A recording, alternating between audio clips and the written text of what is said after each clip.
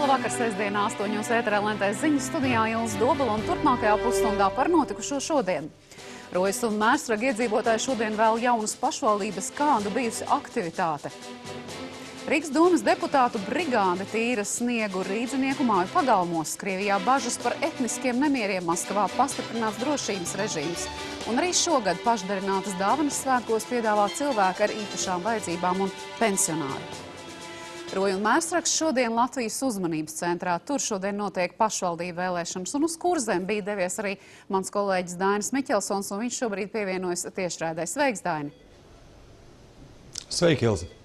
Daini, daļai skatītāji varētu rasties jautājums, kāpēc Rojā un Mērsragā pašvaldību vēlēšanas ir tieši šodien, ja visur citur Latvijā tās notika pagājušā gada vasarā? Jā, šis ir veicais stāsts par pašvaldību reformu un novadu apvienošanos. Arī Roja un Mērsrags savulaik apvienojās, taču sadzīvot nevarēja, nespēja un domstarpībām augumā abu šo pašvaldību ceļi šķīrās. Lai novadi viens no otra varētu atdalīties oficiāli, Saeima šā gada septembrī pieņēma likumu par Rojas novada sadalīšanu, un Centrālā vēlēšanu komisija izsludināja Rojas novada domes un Mērsraga novada domes vēlēšanas, kuras šodien arī notiek.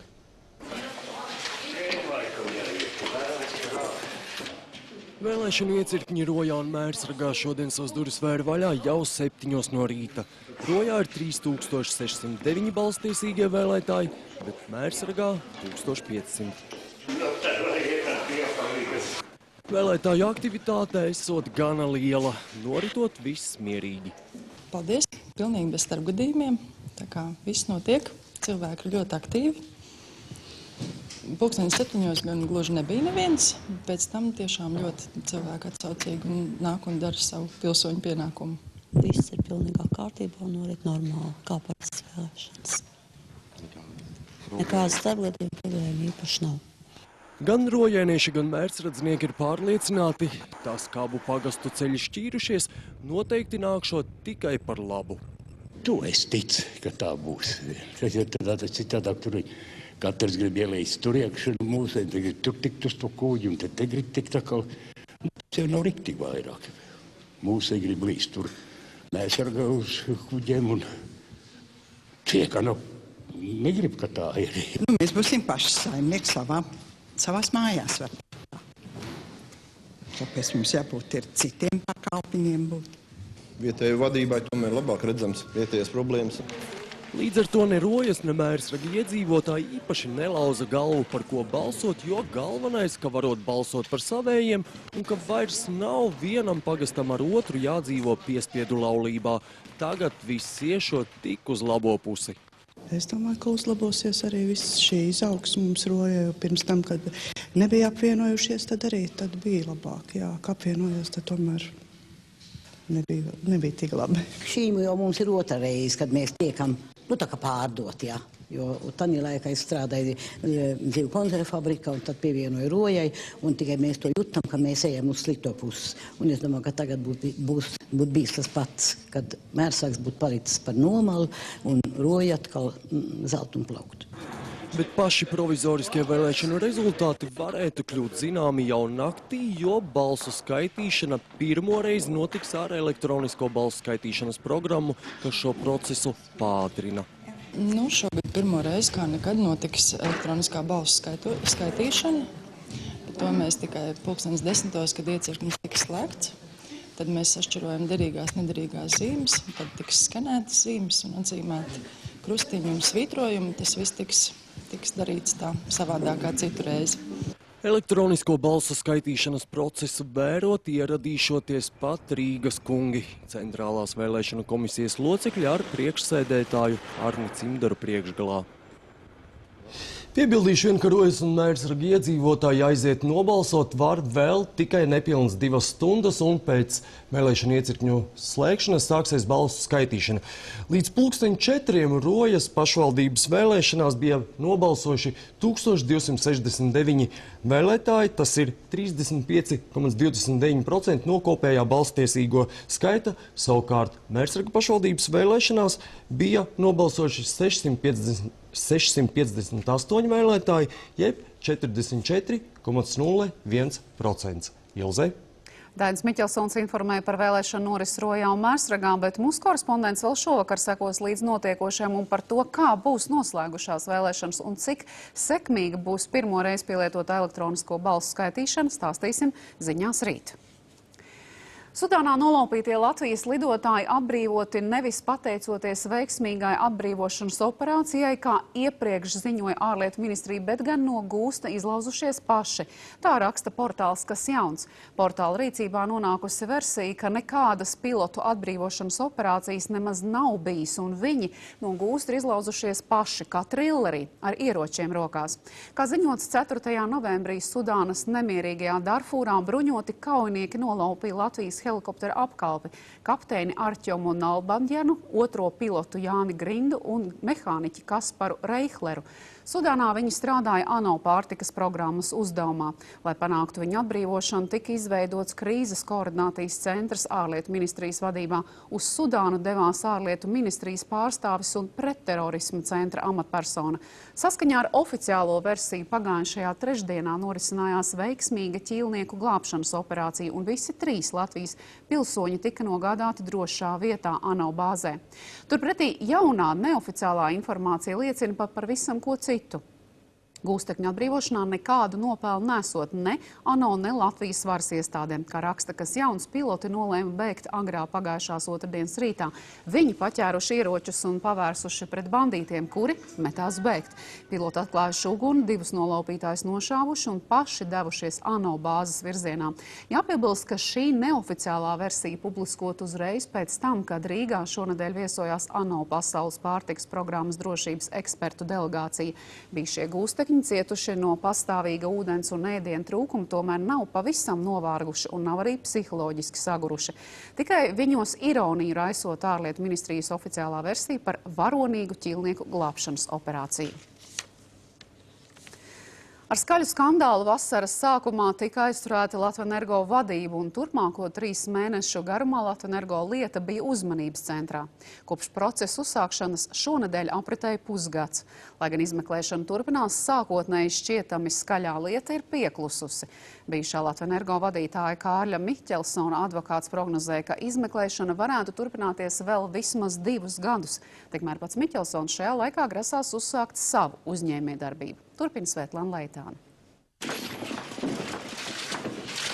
Jūnijā Latvijas vadošais elektroenerģijas ražošanas uzņēmums nonācis kārtējā skandāla varā. Par iespējamo naudas atmazgāšanu 1,13 miljonu eiro apmērā Latvenergo projektos tika apcietināta un uz pāris mēnešiem aiz restēm nonāca uzņēmuma vadība Kārlis Miķelsons un Aigars Meļko.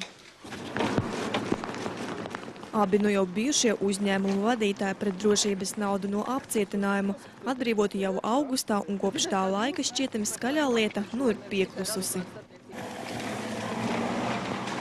Korupcijas novēršanas un apkarošanas birojas skaidro, ka šobrīd vēl aizvien notiekot pirmstiesas izmeklēšana, taču nekādus komentārus par tās gaitu nesniedz.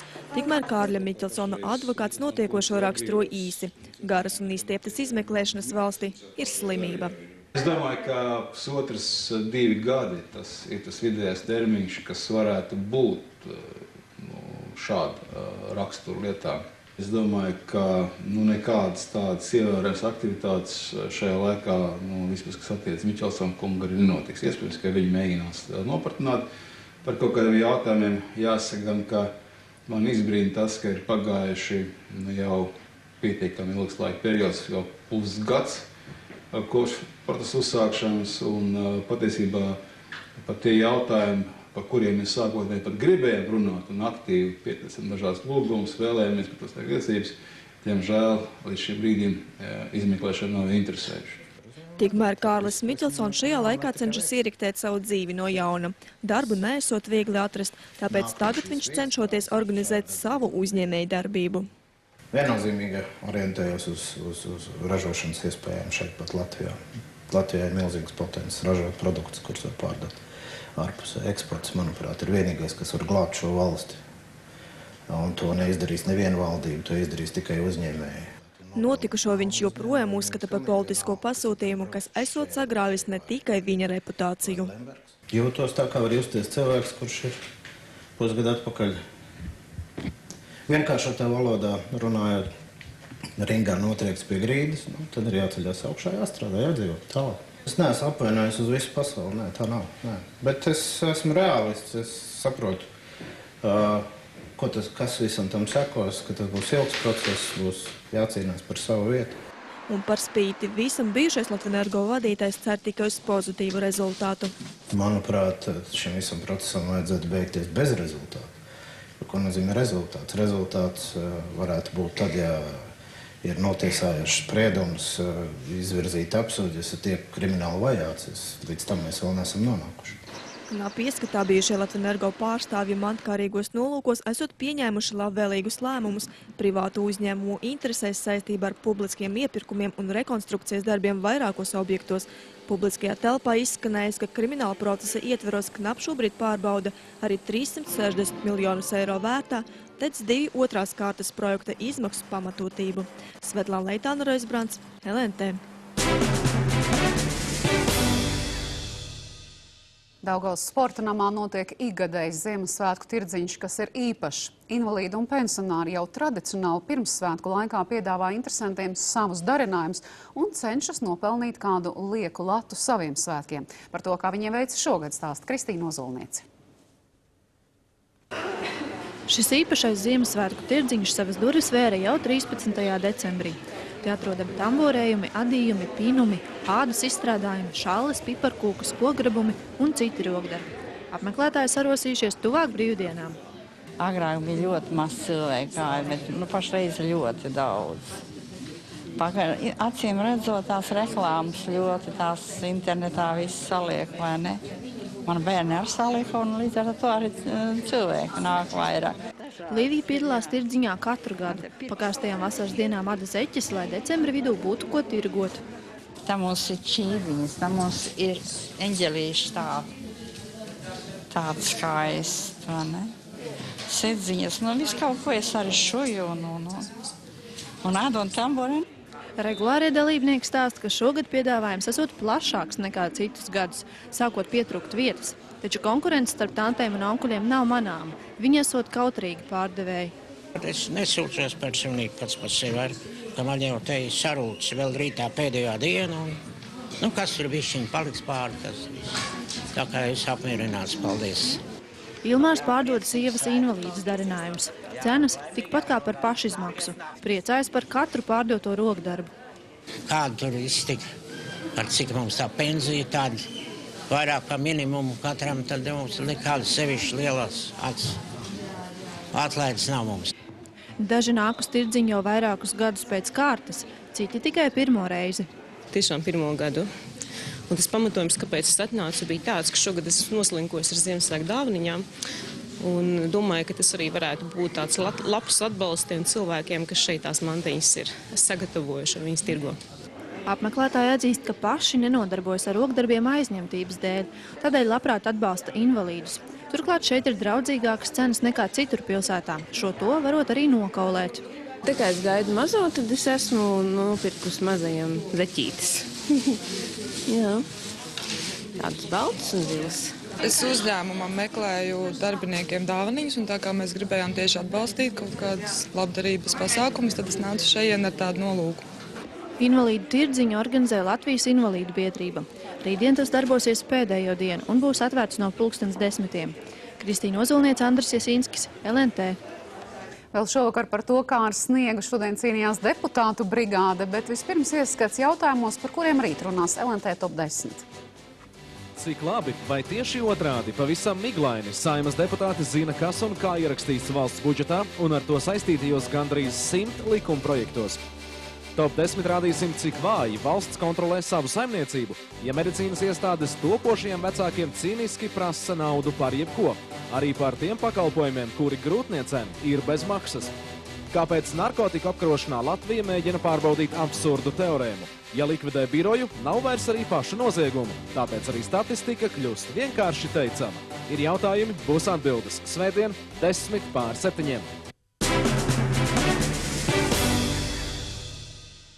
Saspringta situācija valda Krievijas galvaspilsētā. Maskavas varas iestādēm ir bažas, ka atkārtoti var izcelties etniskās sadursmes. Maskavā valda pastiprināts drošības režīms, par kārtību rūpējas vairāki tūkstoši drošībnieku un miliču. Cenšoties novērst iespējamās etniskās sadursmes, jau aizturēti vairāki 10 cilvēki, kuriem atsvināti ar ieroči. Aizturēto vidū esot gan krievu nacionālisti, gan ieceļotāji no Kaukāza reģiona. Vairākās vietās Maskavā šodien pulcējas agresīvi noskaņoti jaunieši. Sagaidāms, ka atbildes akcijas gatavo arī ieceļotāji no Kaukāza reģiona. Viņi plānojuši pulcēties Manēžas laukumā, kur pirms nedēļas masu grautiņus sarīkoja neonacistu un futbola fani, jo pirms 2 nedēļām tika noslapkavots futbola kluba Spartak fans. Bet Baltkrievijā rīt prezidenta vēlēšanas. Sagaidāms, ka par Eiropas pēdējo diktatoru sauktais Aleksandrs Lukašenko amatu saglabās. Tad viņš Baltkrieviju vadīs jau 4. termiņu pēc kārtas. Plašāk stāsta Gatis Suhaveckis. Baltkrievijā jau sākusies iepriekšējā balsošana. Lai gan vēlētājiem dot iespēju izvēlēties vienu no 9 kandidātiem, sagaidāms, ka nekādu pārsteigumu nebūs un uzvarēs Aleksandrs Lukašenko. Viņš ar dzelzs dūri valsti vada jau kopš 94. gada un ir apņēmības pilns to turpināt, nedodot vietu saviem oponentiem.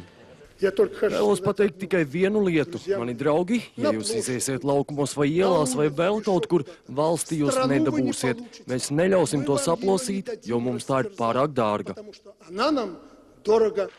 Eiropas Savienība un Amerika asi kritizējusi Lukašenko par varas sagrābšanu, rīkojot negodīgas vēlēšanas, apcietinot oponentus un neļaujot darboties neatkarīgiem žurnālistiem. Vēlētāju labvēlību viņš ieguvis, dalot dāsnus pabalstus un pensijas no ienākumiem, kas gūti pateicoties subsīdijām no Krievijas. Taču viņa attiecības ar Kremli ir pasliktinājušās un līdz ar to arī apsīkusi naudas plūsma no Krievijas. Otram populārākajam prezidenta amata kandidātam, opozicionāram Vladimiram Ņekaļājevam, ir bažas, ka Eiropas Savienība, kas iepriekšējās vēlēšanas nav atzinusi ne par brīvām, ne godīgām, var kļūt pielaidīgāki pret Lukašenko. Eiropas Savienība jau atkārtoti pieļauj vienu un to pašu kļūdu, domājot, ka diktatoru iespējams izveidot par demokrātu, bet saprotiet, nav tāda materiāla un nav tāda skulptora, lai to paveiktu. Katrā ziņā es nezinu nevienu tādu gadījumu vēsturē. Līdzīgs noskaņojums atbalsojas jauniešos, kas vēlas pārmaiņas. Mēs tiešām gribam normālu prezidentu. Ik viens no pārējiem kandidātiem būtu normālāks par esošo prezidentu, jo šobrīd cilvēki vienkārši dzīvo bailēs. Taču Lukašenko savās mājās kopumā ir populārs, it īpaši pensionāru un lauku ļaužu vidū. Pie mums valda miers, ir garantēts darbs, pensijas tiek maksātas katru mēnesi. Vēlēšanas nozīmē stabilitāti. Es esmu ļoti laimīga, ka mums ir tāds līderis. Kad Lukašenko uzvarēja iepriekšējās vēlēšanās, protestus sarīkoja vairāk nekā 10 000 cilvēku, taču protestētāji tika apspiesti. Analītiķi uzskata, ka šoreiz Lukašenko nebūs tik bargs pret opozīciju, lai uzlabotu savu tēlu rietumos. Gatis Suhaveckis, LNT. Krievijas kosmosa kuģis Sojuz savienojies ar starptautisko kosmosa staciju, kur nogādājas 3 astronautus. Lidojuma kontrolas centrā ziņo, ka automātiskā saslēgšanās noritēja veiksmīgi. Kosmosa kuģis Sojuz, kurā atradās Krievijas, Itālijas un ASV astronauti, trešdien startēja no Baikanoras kosmodroma Kazahstānā. Iepriekšējā dienā pirms savienošanās ar kosmosa staciju lidojuma kontrolas centrs vairāku stundu garumā bija zaudējis sakars ar Sojuz kapsulu.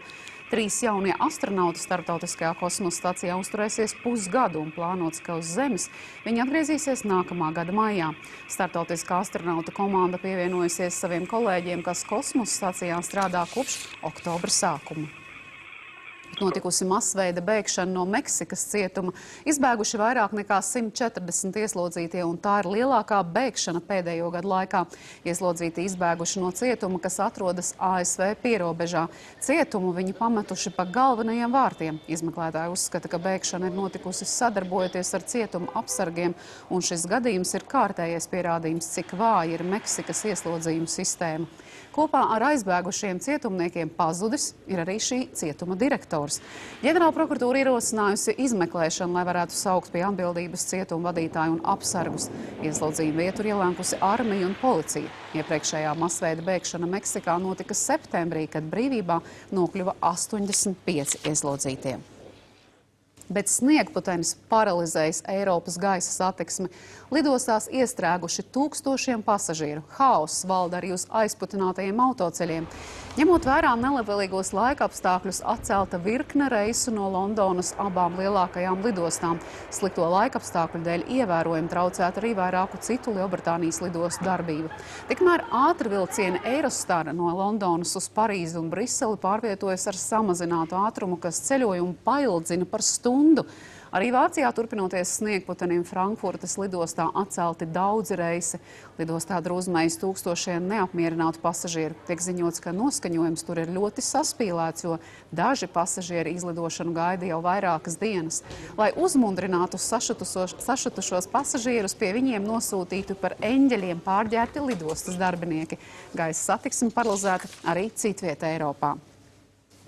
Bet tepat pie mums Rīgā Rīgas domas deputāti ņem rokās sniega lāpstus un cirtņus, lai tīrītu sniegu Rīdzinieku pagalmos. Tomēr tas nebūs jauns pašvaldības pakalpojums rīdziniekiem. Visus pagalmus deputātu brigāde netīrīs. Šodien pašvaldība organizēja sniegu talku, lai aicinātu iedzīvotājs iesaistīties sniega tīrīšanā un izvešanā. Tematu turpina Uldis Jaunzems. Atbildīgie dienesti un nama apsaimniekotāji turpina cīņu ar sniegu. Šobrīd Rīgā visi spēki mobilizēti sniega izvešanai, tāpēc bieži vien tiek aizmirsts par neiztīrītām taciņām, rotaļu laukumiem vai automašīnu stāvvietām namu pagalmos.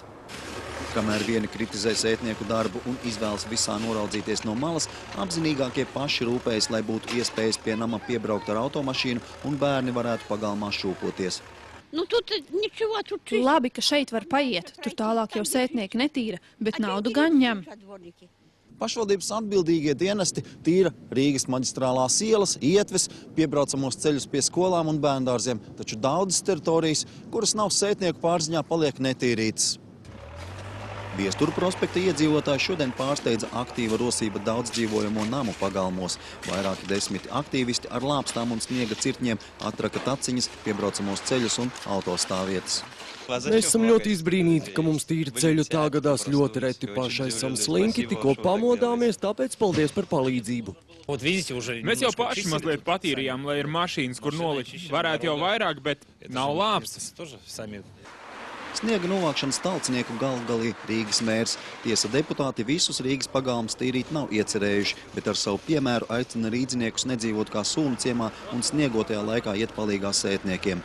Ir pilns ar vietām, kur te vienkārši sētnieki nepavilks.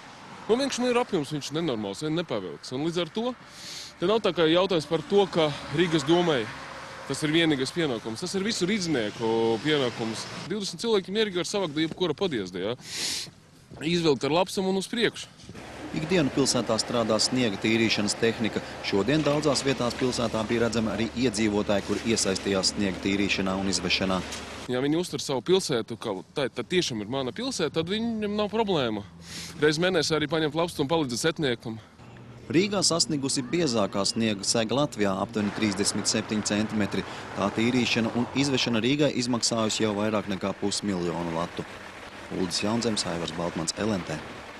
Tā vien šķiet, ka tomēr būs jārīko vēl kāda talka, jo sniegs turpina snigt. Labvakar, Kristap, tu tikko redzēji, kā notiek cīņa ar sniegu.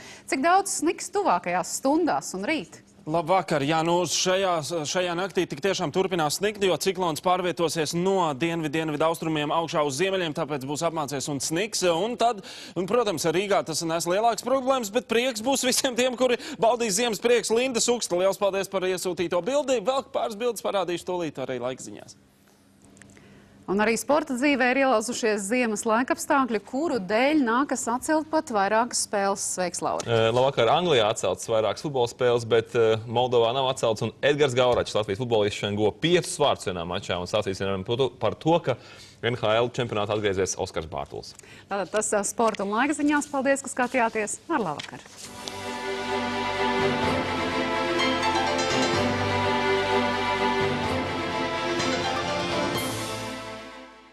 Dzirkstošais vīns Alita un LNT sveic svētkos. Priecīgus un siltus Ziemassvētkus. Jūsu Hanzas maiznīca. Šajos svētkos iepriecini sarējos ar īpašām dāvanām. Īstas pērles var atrast Spice un Spice Home veikalos. Pērs dāvanu karti par jebkuru summu un laimēja pērļu kaklarotu no veikala Grenardī. Dāvanas Spicē kā īstas pērles.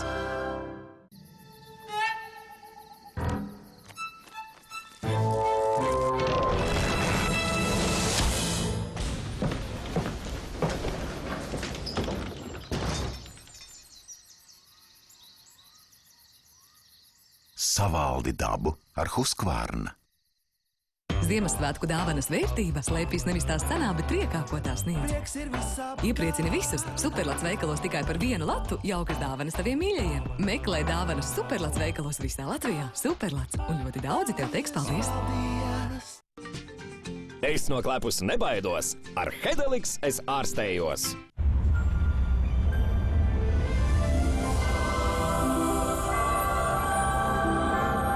Jūsu Ziemassvētku ceļojums uz Stokholmu no 20 latiem. Uzziniet vairāk Tallink LV. IKI atlaižu komanda piedāvā.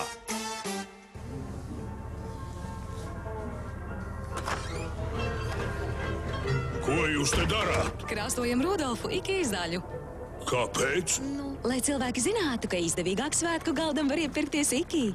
No piekdienas līdz svētdienai IKI piedāvā īpašas svētku atlaides. Cūkas kakla karbonāde 2 lati 49 centīmi kilogramā un lielie apelsīni 75 centīmi kilogramā. IKI labi labāk lēti ikdienu. Tā ir mana mamma un tas tētis. Ziemassvētkos mēs visi brauksim pie Omas. Ar Svetbank kredītkartes svētkos tuvāk mīļajiem. Saņem īpašu atlaidi katram degvielas litram visās Statoil stacijās, un iespējams tieši tu laimēsi pilnu tvertni degvielas. Ja tev vēl nav Svetbank kredītkartes, noformē to bez maksas.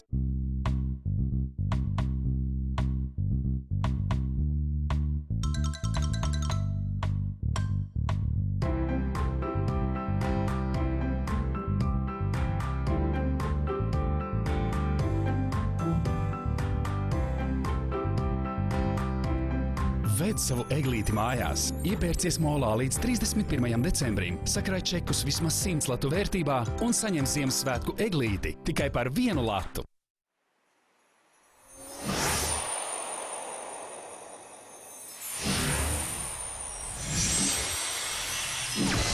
Dāvināšanas laiks ir klāt. Piesaki mobilo internetu tagad un dāvanā saņem modēmu. Īpaša dāvana Tele2 klientiem. Pirmie 2 mēneši par brīvu. Tele2. Dāvana kļūst īpaša mirklī, kad saņēmējs jūt rūpes un mīlestību, ko tā stāsta. Iedvesmojies. Iesaiņo.lv. Rūpīgi izvēlēta un ar mīlestību iesaiņota dāvana svētkos ir Galactico dāvanu karte. Vislabākā atpūta ziemā ir slēpošana, bet labākais piedāvājums veikalā Fans. Kalnu slēpošanas komplekts par 159 vai 199 latiem un distanču slēpošanas komplekts maksā tikai 99 latus. Uzzini vairāk www.fans.lv. Radio SVH piedāvā grupa Rockset. Pirmo reizi Latvijā ar solo koncertu. 16. martā Arēnā Rīgā. Grupa Rockset. Vai Āfrikā visi ir pirāti? Bet informāciju zakt ir labi? Kā tad saprast lielvalstu spēles? Kāpēc vispār kaut kas jāsaprot? Ko mēs varam ietekmēt? Piliec punktu neziņai. Abonē dienu 2011. gadam. Latvijas pastā līdz 20. decembrim. Internetā vai zvanot līdz 22. decembrim.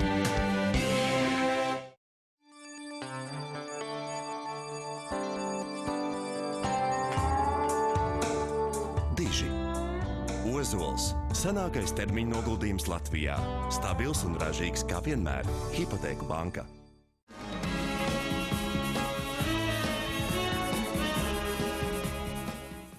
LNT, Svetbank un Ziedot LV aicina. Kristapam, Karlīnai, Raimondam, Lijānai un Igoram ir vajadzīga tieši tava palīdzība. Lai bērni dzīvotu, nepieciešami 49 415 latu. Saziedosim tos kopā.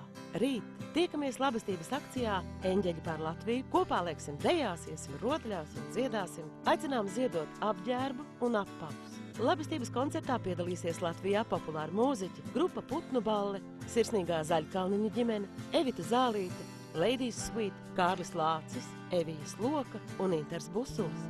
Tiekamies rīt Rīgā pie Latvijas Nacionālās operas visas dienas garumā un labestības akcijas noslēgumā kanālā LNT rīt 20:15. Ziedo un kļūsti par bērnu sargeņģeli.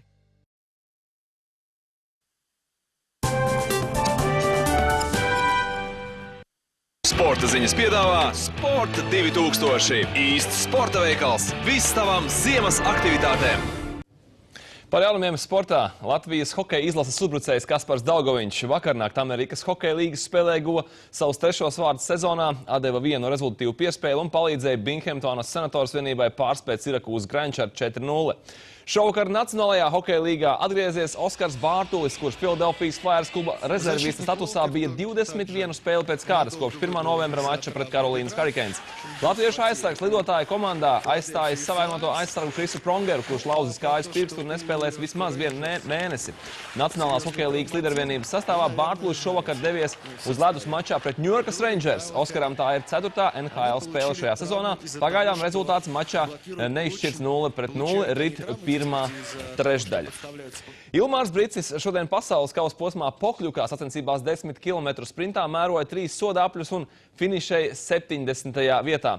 4. uzvaru karjerā izcīnīja zviedrs Bjerns Ferī, kurš finišā par 5 sekundēm apsteidza pasaules kausa līderi 22 gadus veco Norvēģijas biatlonistu Tarji Bū. Sacensībās sprintā sievietēm 15 punktus šodien izcīnīja Madara Līdumu. Latvijas izlases līderi šautuvēs kļūdījās tikai vienu reizi un finišēja 26. vietā. Madarai tas ir labākais rezultāts šajā sezonā, bet pirmo uzvaru šo sezonu par spīti 2 sodāpļiem izcīnīja vācieti Magdalēna Noinere. Līduma Noinerei finišā zaudēja 1 minūti un 26 sekundes. Šodien Britu salās sniega dēļ atcēla veselu virkni futbola spēļu, taču, diemžēl, neatcēla maču Līdsā, kur vietējais United pārspēja Kaspara Gorkša pārstāvēto Londonas Queen's Park Rangers komandu ar 2-0. Pēc 19 nezaudētām spēlēm Queen's Parkas futbolisti piedzīvojuši jau otro neveiksmi pēc kārtas, taču saglabā līderpozīcijas Anglijas čempionāta līgā. Latviešu uzbrucējs Edgars Gauračs šodien Moldovas futbola čempionāta spēlē guva 5 vārtus un Tiraspolis Šerif gada pēdējā mačā Benderos sagrāva vietējo Dinamo ar 7-0. Gaurača rēķinā tagad ir 10 gūti vārti 11 spēlēs, un viņš pakāpies uz otro pozīciju turnīra rezultatīvāko futbolistu sarakstā. Jelgavas Biolārs volejbolisti šodien Šenker līgā sīvā 5 setu cīņā zaudēja čempioniem Tallinas Selver, bet ozolnieki pārspēja Daugavpils universitāti viesos ar 3-1. Rīgas VF basketbolisti šodien cieta sakāvi VTB līgas mačā Polijas pilsētā Gdiņā. Rima Kurtinaiša komanda zaudēja Aseko Prokom vienībai ar 28 punktu starpību 75-103. Par basketbolu turpina Edgars Barbaks. Latvijas sieviešu basketbola līgā kārtējo graujošo uzvaru šodien izcīnīja TTT Rīga basketbolistes, kas ar 124-34 uzvarēja Liepāju. Lai arī rīdzenīcēm vēl atlikušas 2 spēles Eirolīgā, mūsējās jau zaudējušas cerības iekļūt nākamajā kārtā, un šobrīd aktuāls ir jautājums, vai komandu drīzumā pamatīs visas leģionāras, jo skaidrs, ka Latvijas čempionu titulu šogad var izcīnīt arī ar netik spēcīgu sastāvu. Tāda skaidrība dotajā brīdī nav. Mēs skatīsimies pēc kopējās politikas, tāpat ir vēl Baltijas līga, kur mēs piedalīsimies tajā vecajā Baltijas līgā pusfināls vai fināls, nemāk teikt no kādas stadijas, un skatīsimies, kāda būs tālāk plāna mūsu komandai un tālāk plāni arī pretinieku komandām. Nākamā Eirolīgas spēle TTT pret Guntas Baško pārstāvēto Visla Kantakt 13. janvārī Rīgā. Turpat Olimpiskajā sporta centrā šodien notika Latvijas ziemas atklātais čempionāts modernajā piecīņā. Mūsu lielā izlase šobrīd trenējas un aizvada nometnes augstkalnu apstākļos, taču uz starta bija jaunā maiņa. Kopā ar viesiem no Lietuvas un Igaunijas kopā aptuveni 60 sportisti, starp kuriem treneri redz arī jaunās cerības. Mums ir daži sportisti, viņi jau parādījuši diezgan normālu rezultāti. Arī peldēšanā viens cilvēks ātrāk nekā 1 minūti nopeldēja 100 metrus. Jaunis tāds Nikita Bistrovs mums ir diezgan talantīgs cilvēks un Pavels Švecovs arī ir. Šodien sacensībās vēl tika izmantota vecā šaušanas tehnoloģija, bet jau tuvākajā laikā gan treniņos, gan sacensībās arī Latvijā lietos lāzerieročus. Edgars Barbaks, Andris Jasīnskis, LNT. Par sportu šovakar arī viss ar labvakar. Sporta ziņas piedāvāja Sport 2000. Īsts sporta veikals. Tava izvēle numur 1 slēpošanas inventāram. Esiet sveicināti LNT laika ziņās. Jūs esat iesūtījuši ļoti skaistas fotogrāfijas un tās tūlīt arī steigsim aplūkot. Lūk, skaistu krūmu atsūtījusi bildi ar šo krūmu Žana Kalsona. Liels paldies! Sandra Olava ir atsūtījusi, lūk, vēja zvaniņas nofotografēts no augšas un diezgan interesants rakurs. Liels paldies! Bet Kārlis Zaķis ir atsūtījis neparastu bildi, kur viņš tā arī raksta.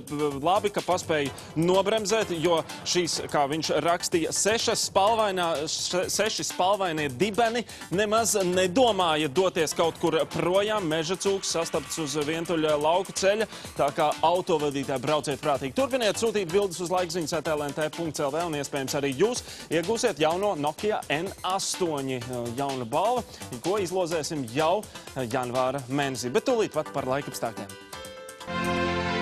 Laika ziņas piedāvā Kristiāna, parfumērijas un kosmētikas pasaulē.